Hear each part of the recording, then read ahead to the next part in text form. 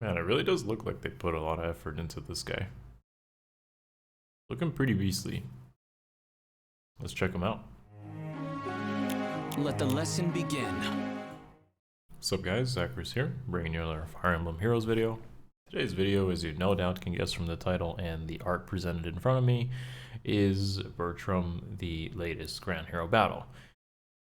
Oh boy, okay, so, where do we even begin with this one? Now, at least it's not a Green Axe Infantry or Red Tome Infantry as well, but I've come to realize, as you'll soon also probably suspect from this video, that if a character doesn't really come with a preference weapon, they're kind of like doomed, or at least not unique enough to stand out.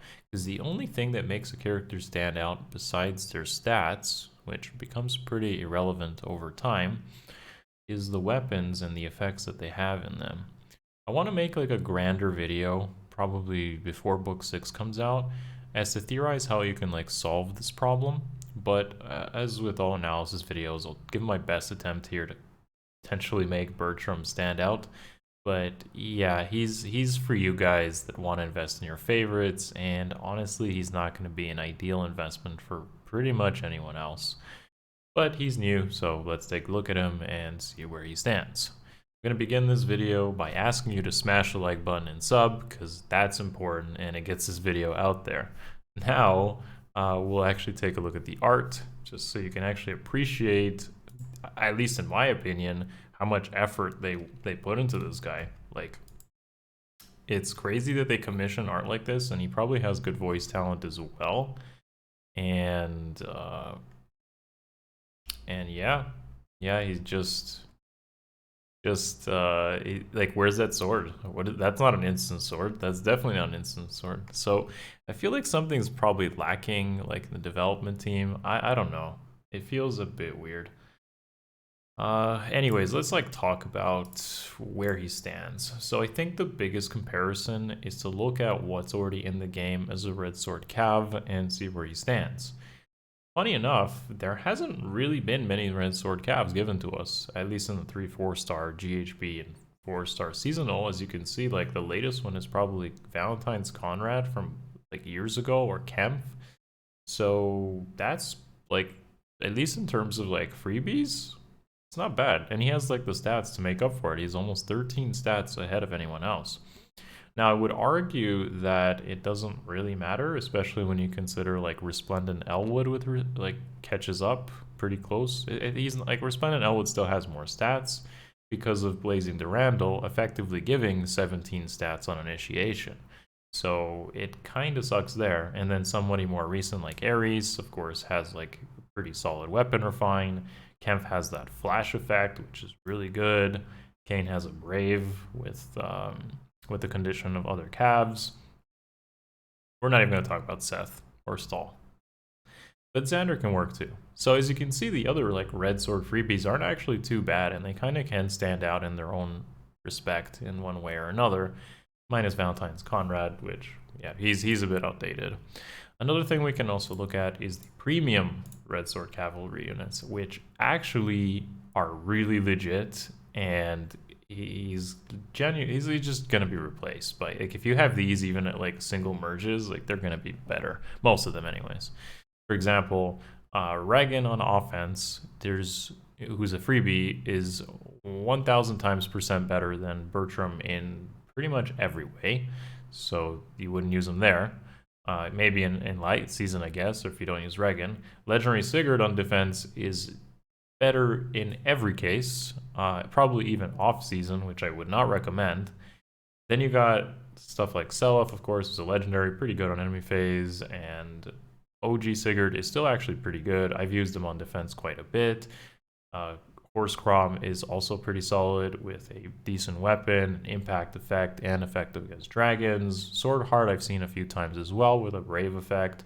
So as you can see, like, it feels like almost every role is covered in one way or another, and I could see someone like Legendary Erica also getting a, well, she is going to get, along with Hrid, like remixes and weapon refines pretty soon to further outclass where Bertram is. So the point is, like, if you have some 5-star premium calves or Even some of the freebies like Elwood, Resplendent, built like that, Kemph even. It's going to be hard to find him a place. And this is what I came to realize when I was like, oh, Red Sword Cav for free. That's at least different. And then I realized, well, it doesn't really matter. So I didn't want to come crashing down on a lot of you who were like excited about this, but genuinely speaking, because of his lack of a preference weapon, which by the way, I'll try to make a video to follow up on, he just can't really stand out. Doesn't seem like it at all. So his stat spread is not terrible. It's low res, low-ish res, low-ish speed, though it is serviceable. Keep in mind, like, Elwood had 30 speed. Like a 3-point difference. And it's not that big of a, like, drop. And I believe, like, the Elwood's, like, Resplendent is, like, what makes him a bit faster, and his Blazing Durandal and access to, like, ARD speed res, which works well with him. So that's why he ends up being pretty fast. But yeah, Bertram is a decent stat spread, but that doesn't really matter in like today's game. He comes with Ignis, Dull Close, and Rouse Attack Defense. Rouse Attack Defense is his 4-star fodder, but the interesting thing here is Instant Sword, and I'll mention a few candidates that I think Instant Sword can be pretty good on. Either way, let's jump into some builds here, and where I feel like you could best use them. So, as you probably noticed right away, there's not much you can do here. So the first build that I could see him doing is some sort of Instant Sword speed, ARD speed res lunge build, similar to what like, you know, OG Elwood does on defense with Blazing Durandal. Blazing Durandal just ends up being a better weapon, and he has Resplendent access. And it's not a good time to be a Bertram fan, is what I would say. But if you really wanted to use him, then you probably could. Using ARD speed res does at least kind of balance out his stats pretty well. If you can include, once you include like mythic blessings, his stat spread is pretty good. And I guess if you haven't built Elwood for whatever reason, then this is somewhat of a budget option ish. Like, it'll cost less feathers, it won't cost you Divine Dew, which I know for some people is difficult to attain. So yeah, but he is gonna just be worse than Elwood in like almost every case. In the second build, if you wanted to go more higher investment before he gets added into the Grail shop, then you could pick up a Ninja Katana, which comes pretty soon on Ninja Zhark in a few days, or Brave Sword, honestly, probably work too. And you just make him with a brave weapon, potentially sniping mythics or something like that.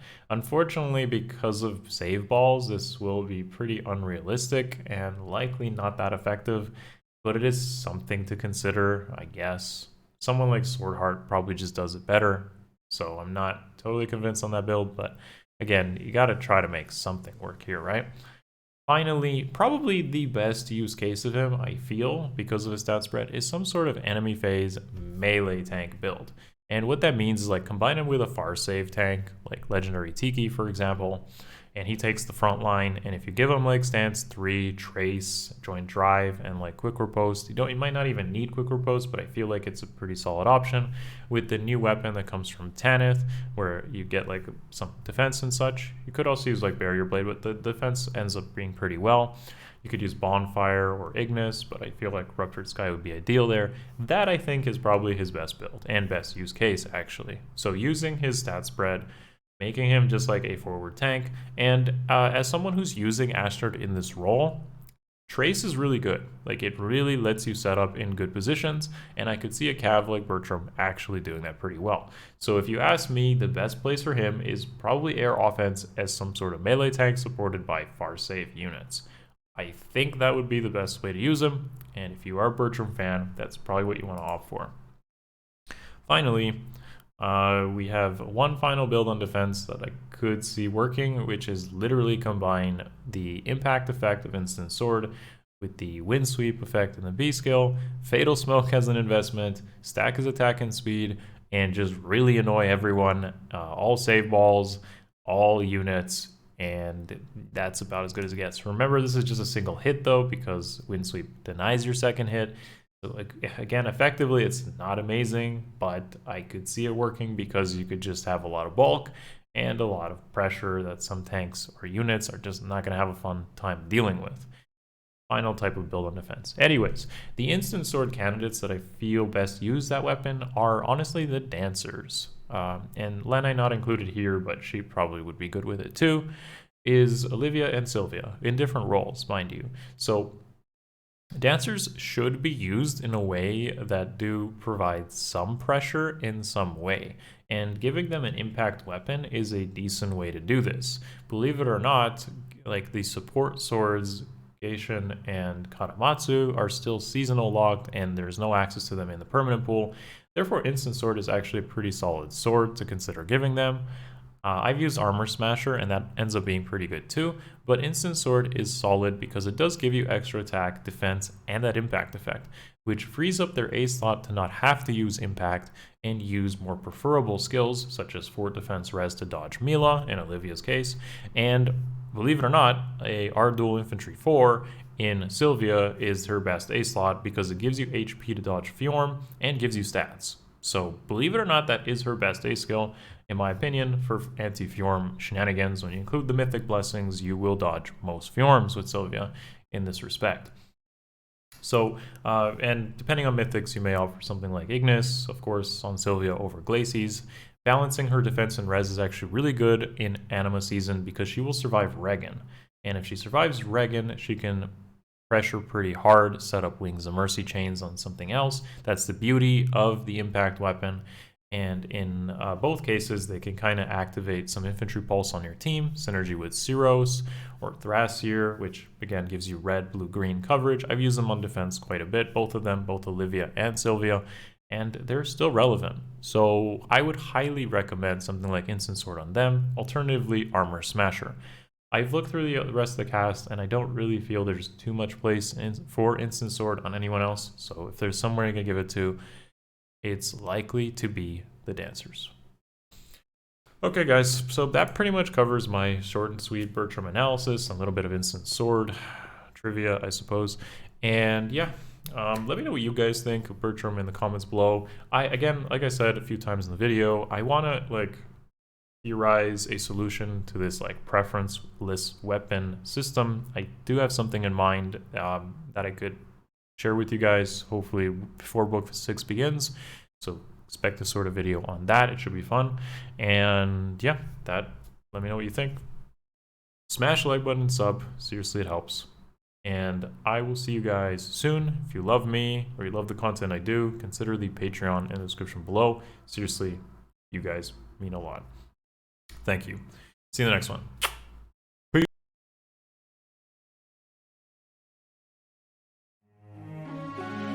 It's over.